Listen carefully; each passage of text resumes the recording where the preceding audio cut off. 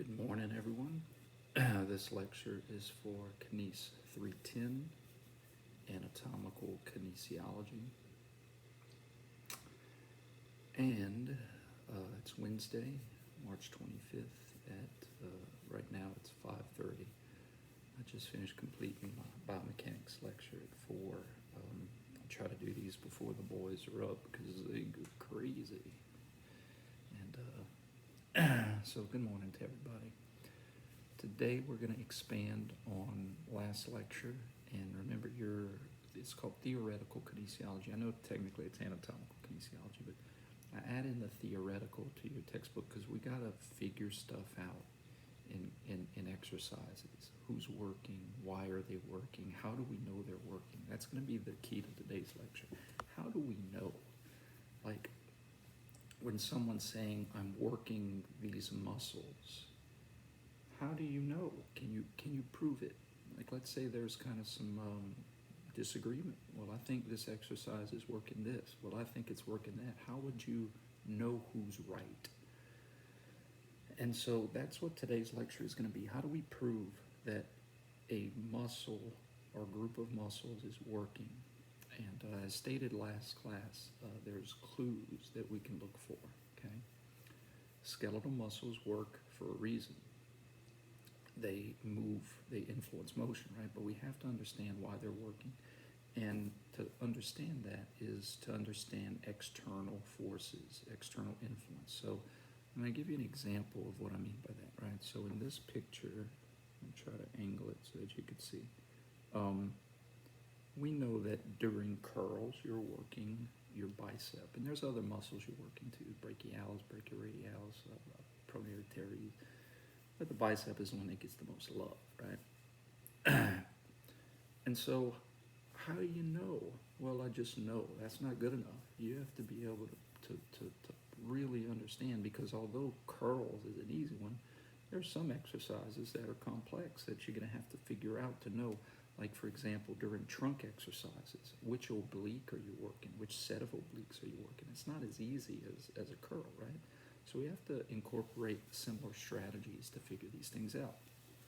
And what I told you last lecture is that in slow and controlled motion, which is a majority of our activities of daily living, as well as exercises in weight rooms and stuff, slow and controlled. It's not to say you can't go fast. It's just that you normally do not go fast. And when exercises are slow and controlled, external forces and agonistic muscles pull in opposite directions. So if you can understand what motion the external force is trying to cause to you, then you can understand where the agonistic muscle group needs to pull from. So let's take I took some pictures of some examples here, okay? So let's look at this exercise first, okay? Some cable curls. But instead of just assuming, because remember in class we do not assume, instead of assuming that we are working the bicep, let's really look at it and understand why we're working the bicep. The cable is trying to do what to his elbow joint? The cable is trying to extend. So you could do a thought experiment. You could say, well, if the cable, or the external force to his elbow, right? The cable, the handle, and the weight is trying to extend his elbow. What if he just relaxed all of his muscles at the elbow? What if nothing was working above resting toe? What would happen? And the answer is elbow would extend. Gravity plus the cable weight is trying to extend his elbow. So if he's holding this position for this picture, what's preventing that elbow from extending? Muscles that pull not in a direction of extension, but in a direction of flexion. The bicep is one of those muscles that pulls in the direction of flexion, but you have others too. I'm using bicep because that's the easiest one to understand right now. So the key to understanding who's working is to ask yourself, why are they working? What is the external force? What is the machine? What is the weight? What is the exercise? What is the external force trying to do? This one, again, same thing. External force is trying to extend your elbow. This is going to be extremely frustrating. Okay? This exercise, external force is trying to extend your elbow. Again. Even an exercise that's not necessarily meant for muscles, right? So look at this exercise where the guy has a kettlebell and he's doing squats. Well, the bicep would still be working isometrically, preventing the elbow from extending. So again, it doesn't necessarily have to be motion. Motion is going to distract you sometimes. Muscles can work to prevent motion. So in the case of the kettlebell squat, the bicep would be working, preventing the elbow extension. Okay? So in your textbook, let me pull this up real quick. In your textbook, I have a process to figure out who's working. It's an easy process. Just you ask yourself a question. Detectives who are trying to solve cases, they're trying to answer things, ask themselves questions. You know, who did it? Where did they do it? You remember that game Clue when we were growing up playing? You had to figure out who did it, where'd they do it, how'd they do it. Professor Plum with the candlestick in the kitchen. Oh, which reminds me, I want to confirm you watched today's lecture in the comments with the keyword, make sure I get it right, completed. So after you watch this video, write completed in the comments that I know you really watched this video and you didn't just get a notification and say you watched. I love the exclamation points, watched, or the smiley faces, watched. So, so look at in your book where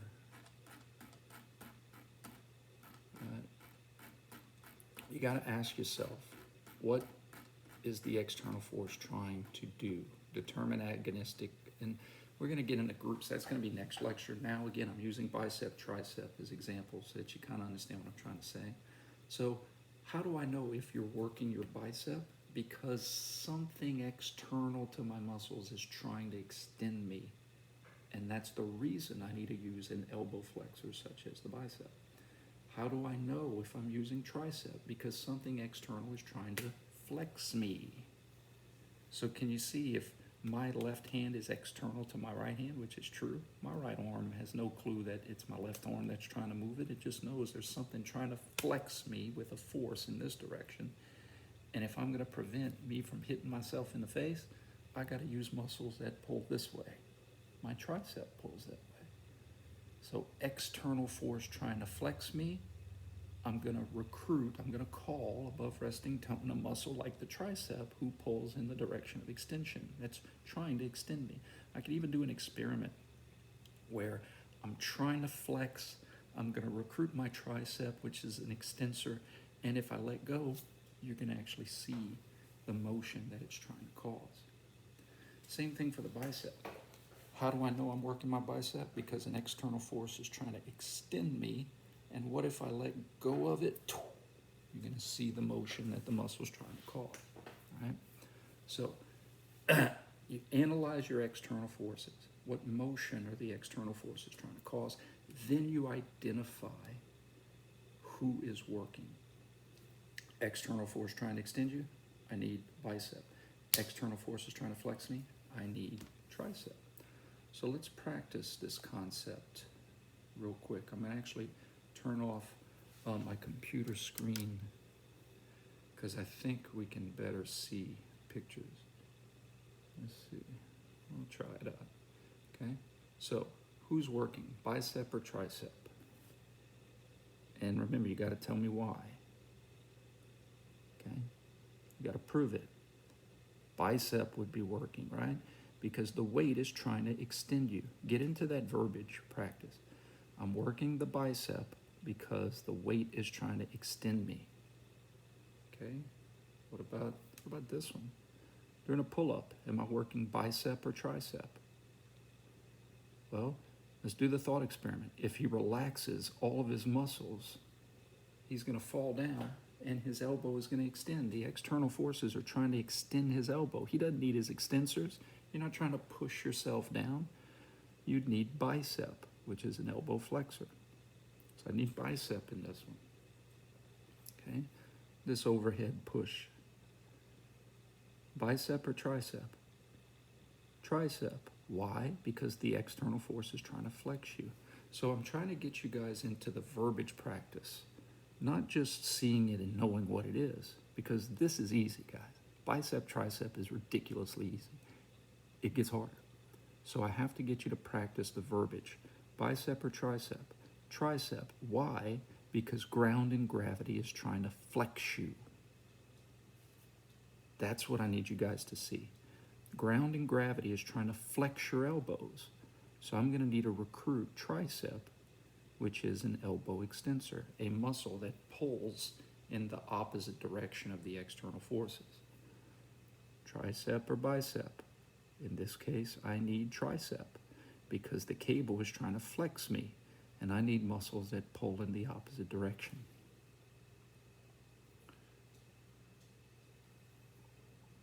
Bicep or tricep? The cable is trying to flex me, and I need muscles that pull in the opposite direction. Tricep. Bicep or tricep? The dumbbell is trying to flex me. I need a muscle or muscles that pull in the opposite direction. I need tricep. I need elbow extensor pullers. And then here's a picture of our Plumpus McLumpus kitty cat who was hanging out with me this morning. Okay. So, first thing is, who's working? You got to ask yourself, why do they need to work? External force is trying to do what? We're going to get out of bicep and tricep. We'll go to shoulder. External force is trying to extend me. I need muscles that pull in this direction. Okay. Now I could say I need my anterior delt. I need my upper pec. And there's a lot of muscles in a lot of these joint motions. And one of the problems that's in your commandments is that we don't associate muscles with motion, meaning we don't assume. We don't look at a motion and just assume that it was a certain muscle. That's going to get you into trouble. I'll give you an example. When we see an exercise like I'll give you this one because it said it on there. I'll give you an example. So not tricep dips. Leg extension machine. Okay, guys? So you think about an exercise like the leg extension machine, and is the first thing that comes up in Google. Leg extension machine. Now, what you got to ask yourself is, I think a majority of people, get out of here, a majority of people would know that this machine, the leg extension machine, works your quads. Now, what is your quads? Rectus femoris, semimembranosus, semitendinosus, membranosus, vastus. Oh my gosh, Brian, boy, it's early in the morning. What are your quads? Your rectus femoris, your vastus medialis, vastus lateralis, vastus intermedius. What? If you say that the leg extension machine, extension is a motion, works the quads, what that does is it brainwashes you to think that any time I see knee extension, because that's really what they mean, right, is knee extension. Leg extension, what's a leg? That could be my hip, that could be a leg. It's knee extension is what they're implying. My point is, if you, it's guilt by association. If you have a machine called extension, and then you have this implication that it's working your quad, a group of muscles, then you're brainwashed to think, well, then anytime I see extension, I must be working these muscles. Or think of it like this. The leg extension machine, do you always extend in that machine? No. Half of the time you flex. In other words, to start off you extend, but to end you flex. But yet you call it an extension machine when that's only half of the motion that you see. So that's a problem. That's the reason we don't associate muscles with motion. So what gives? Well, in my last lecture, I tried to explain to you that it's not that it's the motion, it's the group of muscle that's working the entire time is working because regardless of if you're extending or flexing, the machine is trying to flex you. Think about it. The padding that's pushing on your legs, if you extend, it's trying to flex you. If you hold it in this position, it's trying to flex you. And if you flex, it's trying to flex you. So if the machine is trying to flex you the entire time, then I need the same group of muscles that are pulling in the opposite direction the entire time. My quads pull in the direction of extension, which works out perfectly. If the padding is trying to flex me the whole time, I need muscles that pull in the opposite direction the whole time. We call those muscles that are pulling in the direction of extension knee extensors, not from extension, but a group of muscles that pull in the direction of extension. I know that gets semantical, but think of it like this. An elevator. Why is it called an elevator? Well, because it brings you up. It can also lower you down. We don't call it a lower downer, we call it an elevator. So what's consistent? The motion isn't consistent because the elevator can bring you up, lower you down. You know what else the elevator can do? Is do a job by making you not move while you get off or come on. Get on. So what's consistent about the elevator? The pull of the cable. You don't have cables that pull you down. You only have cables that pull you up because gravity can lower you down. But the cable still pulls up, letting gravity lower you down at the rate the cable chooses to. So the point is that the only consistency here is the direction of pull of the cable. It pulls up the entire time. When it makes you go up, it pulls up. When it prevents you from falling down, it's pulling up. And when it lets you go down, it pulls up. Elevator. Now, what if you had several cables? Just pretend. What if instead of one giant cable, what if you had several cables? And every cable had a different name. And call it whatever you want. Ricky, Bobby, Johnny, Sleepy, Happy, Grumpy, Dopey, Sneezy, Bashful, Doc. What would we call several cables that pull up? Elevators. Now, of course, I'm not talking about the multiple boxes. In this case, I'm talking about multiple cables that pull up. Elevators, plural. See what I'm trying to say? Plural, multiple cables that pull up, a group of cables. The elevators, a group of cables that pull up. And through the concentric analogy, it can make you go up while pulling up.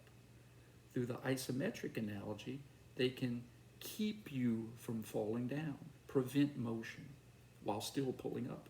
And through the eccentric analogy, they can let you go down while still pulling up. So that's what groups of muscles means. And this is on page, let's see, group, agonistic groups, phase 3. So the concept that I want you to think about is, moving forward, I used bicep, tricep to try to get some points across, but moving forward, we are not going to talk about muscles individually. That's in biomechanics. And you may say, well, why? Why can't I say pecs or hamstrings or biceps or deltoids? And the reason is because in the body, no cable works by itself. Your heart works by itself. That's not a skeletal muscle. That's a cardiac muscle. Every skeletal muscle has some help. Everybody talks about the bicep, bicep, bicep, bicep.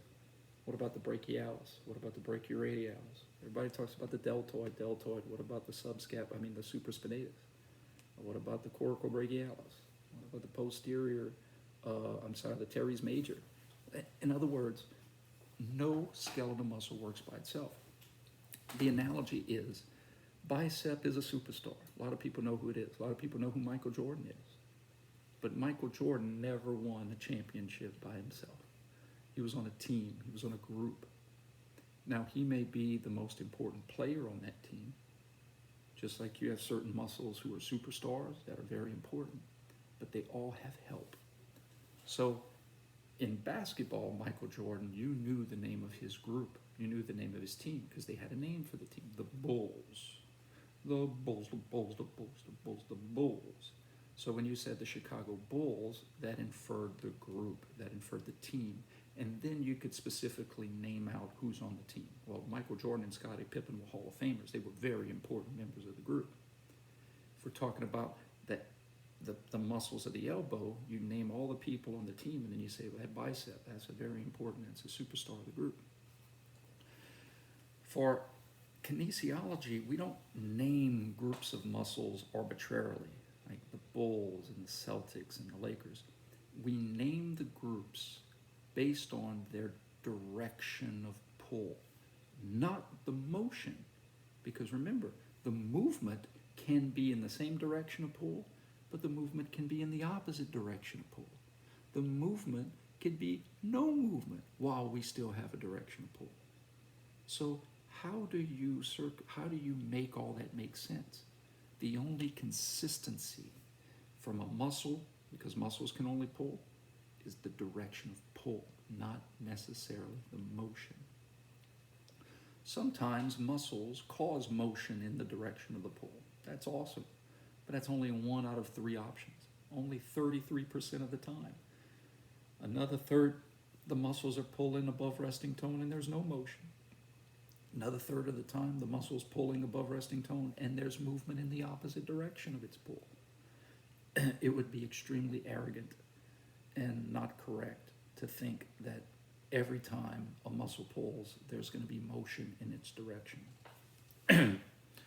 So again, going back to the bicep, the only consistency of that bicep is that it pulls in the direction of elbow flexion.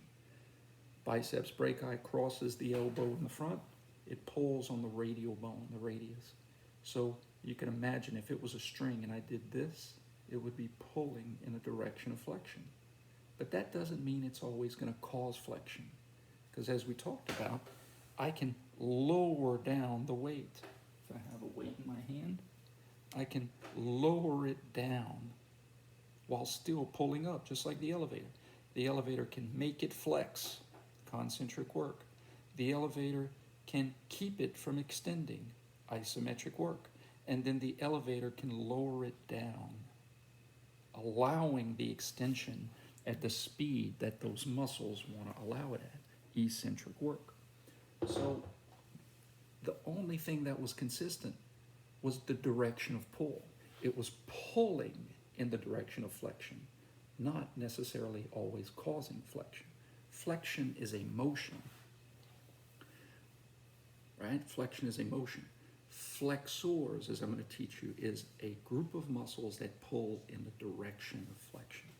So how we name groups is based off of this concept, direction of pull. Now it's a blessing and a curse. The blessing is that we don't have arbitrary names for you guys to learn. Bulls and Celtics and just random names. The curse is that all of these groups are named based off of the direction of their pull, and that can sometimes be a little confusing until you get to learn to ride a bike. There are as many groups of muscles as there are joint motions. Think about that for a second. If we are a puppet and we have certain allowable motions, we need strings to pull in all of those directions. We need strings to pull in every direction of motion. Every direction of motion has a group of muscles, more than one, that pulls in that direction. And so we use the terms flexors, extensors, plantar flexors, dorsiflexors. But again, the ors is plural. It's multiple muscles pulling in the direction of motion. I have muscles that pull in the direction of right lateral cervical bending. Guess what those are going to be called? Right lateral cervical benders. Not because they are always going to cause this motion. Sometimes they're going to pull this way and allow motion in the opposite direction. But guess what? They're still pulling in the same direction. They're pulling the same way. They're pulling this way. Right lateral cervical benders, left lateral cervical benders, cervical flexors, cervical extensors, right transverse, left transverse cervical rotators, trunk flexors, trunk extensors, shoulder internal rotators, shoulder external rotators, left transverse trunk rotators, right transverse trunk rotators. So again, you have as many group of muscles as you have joint motions. I have all kinds of examples here. Ankle plantar flexors pull in the direction of plantar flexion. Now, why don't we just say the calf? First of all, the calf isn't a muscle. It's a layman's term. Oh, well, maybe you're super smart. And you're like, well, why don't we say the gastroc? That's just one superstar in a team. There's 7, more than that if you count the little bitty insufficient muscles. But you have 7 muscles that pull in the direction of ankle plantar flexion, with your gastroc just being one of them. You know, you got your soleus, you got your tibialis posterior, you got your peroneus longus, your peroneus brevis, your flexor hallucis longus, your flexor digitorum longus. It would take too long to say them all if you're trying to have a conversation about who's working. You need to know those because in therapy and rehab, you need to know the functions of those muscles, what directions those independent muscles do. But how can we make the conversation shorter, more efficient, is just to call them by their team name. In other words, when you're watching SportsCenter, you talk about, well, the Bulls played the Celtics. You don't list every player on the Bulls and then list every player on the Celtics. So that's how we have to view these muscles when we're talking about agonist. We're going to talk about the agonist in their group, their team name. The team name, because if you only talk about the superstar, the other players get shaded. They get shaded on. They get forgotten about. Remember in Coco, a human has 2 deaths. The death in the physical world, and then when no one remembers you, then you die a second death. You die into history. And so that's how I want you to think about muscles. If we only talk about the superstars, then none of the other muscles matter. And in therapy and rehab and personal training, those other muscles are going to matter. Okay? So moving forward, it will not be bicep, tricep. It's going to be, hey, the bicep is part of a team. The bicep is part of a group. The bicep is on a team that pulls in the direction of elbow flexion. So how are we going to talk about the team that the bicep is a part of, a member of? The elbow flexors. Not because those muscles are only responsible for flexion. It's only a third of the time of their type of contraction work. It's that they pull this way, regardless of if it's isometric, eccentric, or concentric. They pull in the direction of flexion. Elbow flexors, a group of muscles that pull in the direction of elbow flexion, regardless of work. Elbow extensors, a group of muscles that pull in the direction of elbow extension, regardless of contraction or work. Hip internal rotators, a group of muscles that pull in the direction of hip internal rotation. Hip abductors, a group of muscles that pull in the direction of hip abduction. Okay? So how I'd like for you to practice this is is literally, I have a little string lab you can do that can really help you for your test. You take a piece of yarn or a string and you simulate. You say, okay, I'm going to create a new elbow flexor. So you'd take that string and you'd put it in your hand and you'd cross the elbow in front and you'd make it pull in the direction of elbow flexion. And then you can observe, well, if I want to make flexion happen, I need to shorten while trying to shorten. Oh, wow, the elbow flexor is going to make elbow flexion happen when I shorten it. When I don't want it to move, you could still feel the tension in the string pulling with the elbow flexion to prevent, because if I let the string go, my elbow's going to extend. So in isometric work, the muscle that's pulling in the direction of flexion is going to prevent the elbow from extending. And then you think about the other way. My elbow flexor pulling in the direction of elbow flexion can be responsible for elbow extension. It can allow motion in the opposite direction by being lengthened. It is eccentric work. Okay? But in all three, win, lose, or draw, concentric, eccentric, isometric, it's still pulling in the same direction. Do you see what I'm trying to say? There's consistency in the direction of the pull. There is not consistency with the motion it's responsible for. Because sometimes you're going to have flexion, sometimes you're going to have extension. But what is consistent is the trying to. If I'm working my elbow flexors, that means I have to have an external force trying to extend me. External force is trying to extend me. Same external force, in other words, that external force is trying to extend me whether I'm flexing or extending. That arrow doesn't change, the torque doesn't change, the moment doesn't change. That means the muscles that I'm working do not change. I'm working my elbow flexors when I'm flexing, and I'm also working my elbow flexors when I am extending. So it has nothing to do with the motion. It has everything to do with the direction of pull. I'm working my elbow flexors even when you don't observe any motion right here, because they're still doing a job. They're preventing this from happening. Elbow flexors through isometric work, elbow flexors through eccentric work, elbow flexors through concentric work. So again, what does elbow flexors mean? It is a plurality. It is a plural concept for all of the muscles, 2 or 20, that pull in the direction of elbow flexion, that get a phone call to do a job above rest when I need them to. In the case of exercises, I need them when an external force is trying to extend me. I need to pull above rest with flexors. We do not associate muscles with motion, guys. We can't, because we're going to be wrong half of the time when there's motion, but we're going to be wrong 2/3 of the time, because another third is no motion, isometric. In other words, if you only associate muscles with motion and you see someone holding this position, you might erroneously say, oh, well, nothing is working because I don't see anything moving. I'm going to end it on a story. A dear friend of mine, he passed away.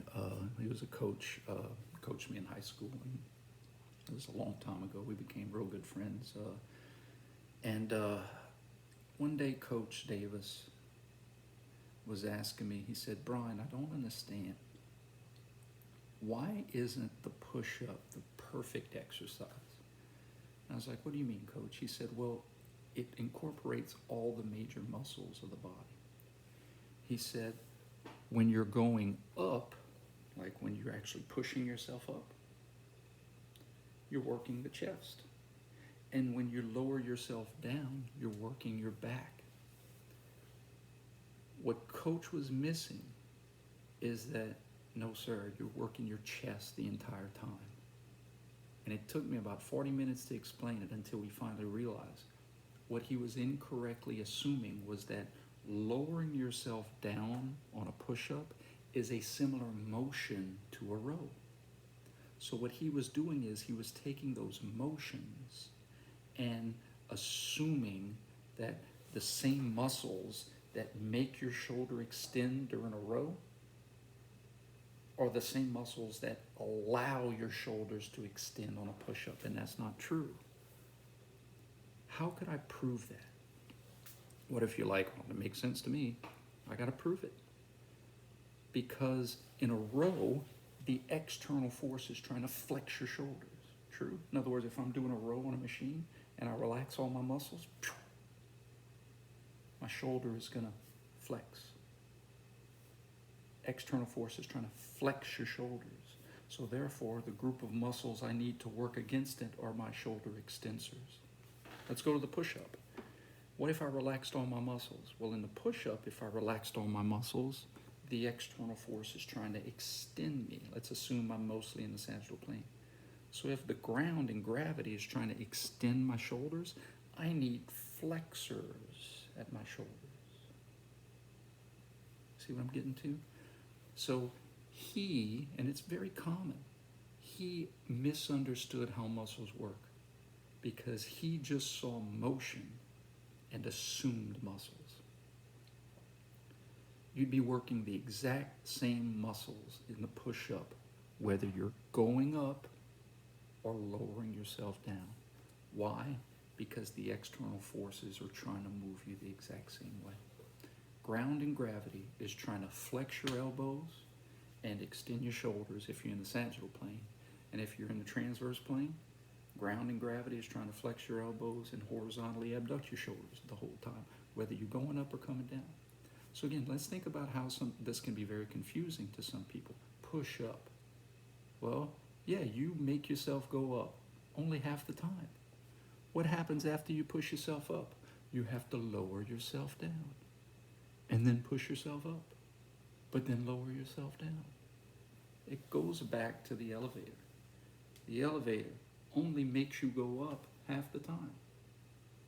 The other half, it's lowering you down while still pulling up.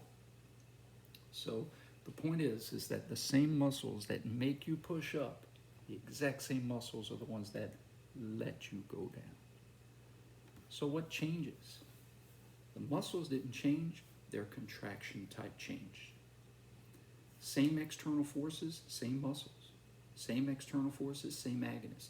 The variations or the changes in motion is going to be because of the changes in contraction type.